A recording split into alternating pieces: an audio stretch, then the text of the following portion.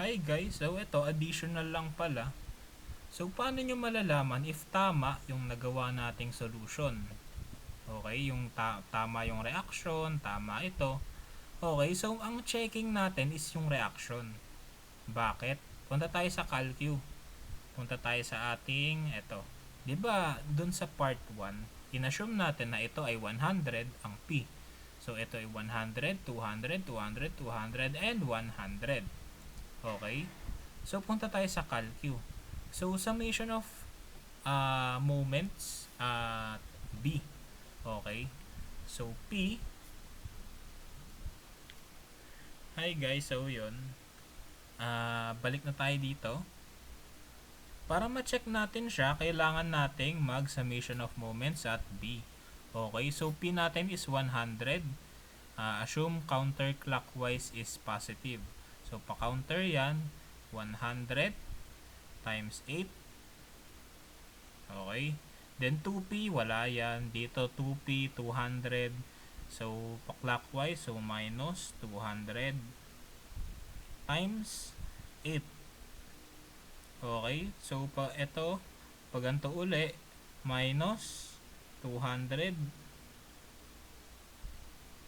times 16. Okay. So, ito, pataas yan, si reaction at F.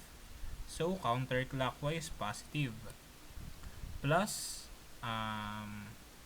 ilan to? 16 alpha x. Si P last, pag ganon, ang ikot niya, so, clockwise. Minus 100 times 24 equals 0. Shift solve. 400. Ano yung nasolve natin? 400,000 newtons. Ito ay naka-kilonewtons lang. Okay? Kaya 400. Okay, so tama. Tama tayo guys. So, yan lang for checking. Pagka hindi tugma yung nasolve nyo manually sa calcu, tsaka dito, dalawa lang yan. Either sa stiffness, ako kasi dito ako nagkamali palagi sa stiffness, check nyo lahat. Don't forget yung dollar sign. Check nyo ito, check nyo yung reference nyo, if tama, reference array, or yung angle. Yun yung madalas etong angle. Okay, check nyo yan.